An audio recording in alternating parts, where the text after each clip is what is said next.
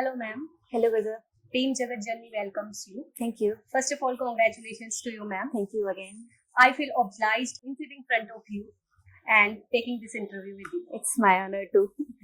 So today we have Shruti ma'am with us, UPSC rank 196. Ma'am, lakhs of aspirants are preparing for this exam. I would say for this toughest exam, civil services. So ma'am, it would be really helpful if you could answer some common questions or clear some doubts of students. So let's begin. So, ma'am, how was your journey? I would say, like every other aspirant, it was a roller coaster. There were happy moments, tough moments, and overall, it was like a roller coaster, I would say. Great. So, ma'am, what challenges did you face? Like some ups and downs? Yes. So, first and biggest challenge is of consistency. Because this exams requires a lot of, I would say, slogging. You would have to study for maybe 2 years or even 3 years or even more. And consistency is said to be the key to cracking this exam. And for that, I needed to be emotionally and physically fit. And maintaining that was a challenge because things are happening around us and we have to keep ourselves fit for being able to study. Then there were study related challenges like how to manage time, how to write good answers, so on.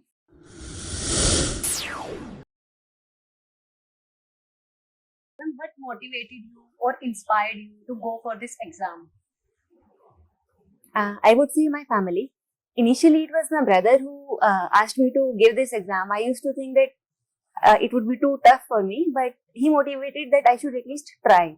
After I got married, it was my new family all the way who supported me, who motivated me to keep going and do this. Exactly, ma'am. So, family support is yes. more important. If I have to say one word, it's my family, both new and both sets of my families.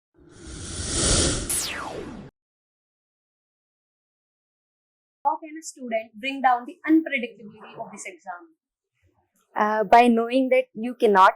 It is unpredictable. It is very unpredictable. So unpredictable that UPSC is abbreviated as Unpredictable Service Public Service Commission.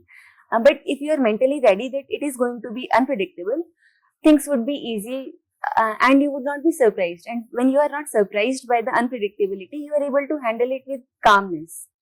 So going with zero expectations, not having any expectations that we would predict it and it would go this way, it would really help in facing whatever comes.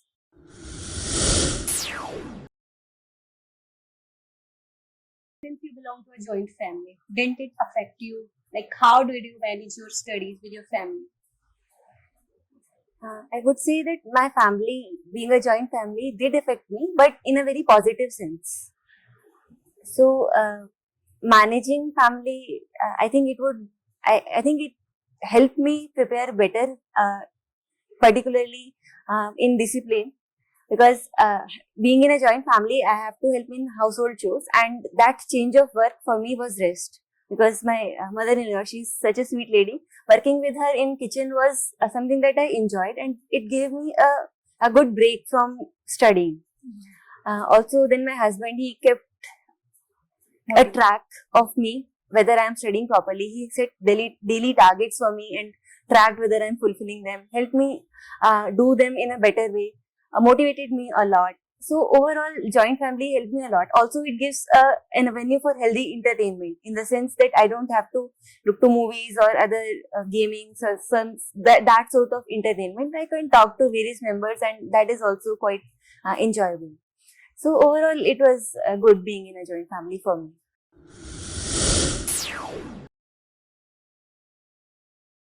Did you take any coaching? Most importantly, I would say that helped me most were test series, and I would suggest that test series are important.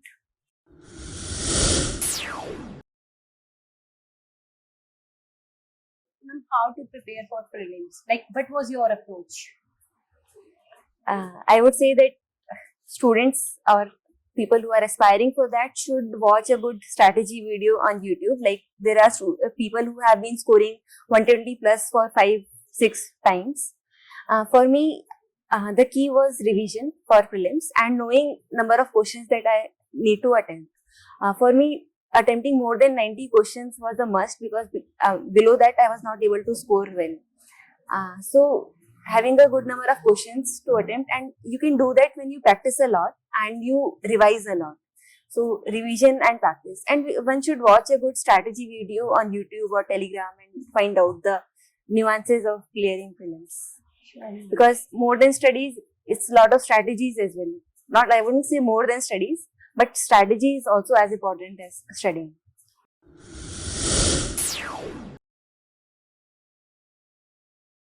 And what should be the criteria to choose optional subject?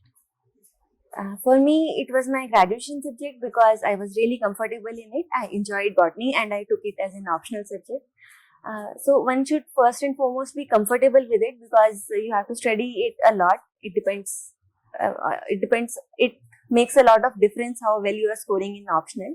So you should be comfortable. And secondly, people also look for score that people have been scoring in that particular optional. So it should be scoring, but first you should enjoy, and thirdly, there should be resources available to study that optional. Some optionals are so obscure that there is no test series, no toppers copies, no model answers, no material to study from. So there should be some material, some decent amount of material to study from. Even for botany, there aren't many test series or toppers, but there are decent amount of material from which we can study. How to create extraordinary answers for mains, like how to sharpen writing skills. There are no extraordinary answers in mains. So we must not chase the best, because when we chase the best, we miss the good. But good should not mean that we are satisfied with mediocre answers. So we should also always try to improve. And again, I would say in mains, key to writing better answers is again practice, and practice of writing, say, previous year question papers, writing in time, writing lots of tests, and also looking at toppers copies or people who are doing well. From there also we get a lot of insights. Book list, I would say, is same, and again I would suggest that you should watch a good YouTube video or Telegram channel where they share a strategy, and follow one strategy religiously without fear of missing out कि वो वाली strategy better है, ये वाली, जो भी आप, you choose one and you stick to it with confidence. So consistency is important. And confidence also, because in mains we feel, even in prelims we feel that we are missing out questions of that test series if we are taking this test series. So this fear of missing out should be overcome, and we should stick to one thing, one strategy, and do it. What was your daily routine? So I am a morning person. I used to wake up early, like 4:30 to 5, sometimes even 4 if I am too motivated. And then I used to study till 6 or 6:30. Then I used to get ready and go for morning breakfast or kitchen chores by 7. And by 10, we would be free from kitchen chores. In between, I used to say sometimes listen to some Rajya Sabha TV debate or some All India Radio News, or even read something if I get time in between. From 10 to 2, then again I used to write a paper or study something. Then after 2, there was a small break again for household chores. And it continues, like even in evening from 5 to 7, I would take a break for household chores. That was a break for me because it was change of work and I enjoyed that. I used to sleep early by 10 so that I can wake up early. Right. This is a good day. I would say that all days are not good days. Sometimes we fall behind, we are lazy. That is also okay, but we must not let one lazy day create another lazy day, and we should get back whenever we fall behind of schedule. How to prepare for CSET? CSET, I did not prepare anything differently. I just attempted previous year papers and I was able to do it. So I went on to directly to the exam. For me, one thing that I kept in mind was time, because in CSET, time nowadays is becoming a big challenge. One can look for basic previous year paper questions and some basic tricks, like there are always a question on time or a calendar, like today's Sunday, what would be day on this day of 2050 something, or clock and some reasoning, some basic aptitude, probability. These things one can look for through YouTube. And if one needs more preparation, there are books, there are teachers. You can go for that. You and your husband both were preparing and studying, Yes. right? Yes. So how did this thing help you? He was studying for his PhD. He was not at all involved with UPSC, though he is interested in current affairs in general, things that are happening in our country, the politics. So he helped me first by keeping track whether I am able to meet my daily targets, what's bothering me.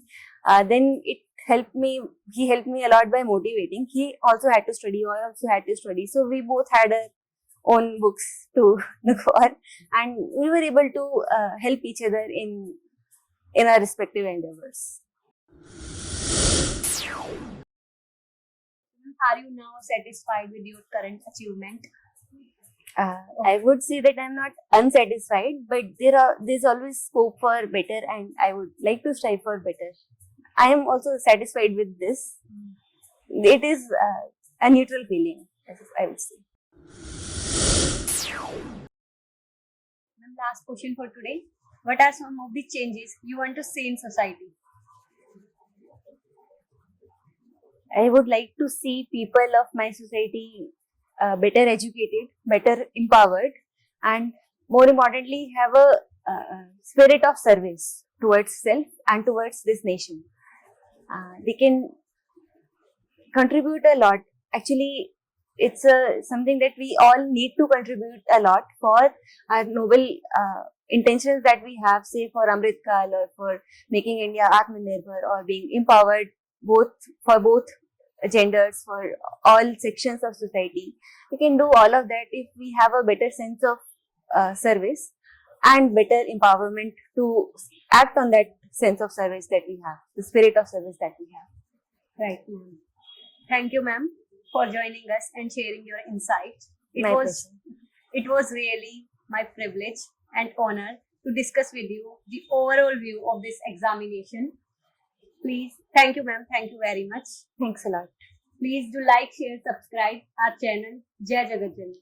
Jai Jagadjanani.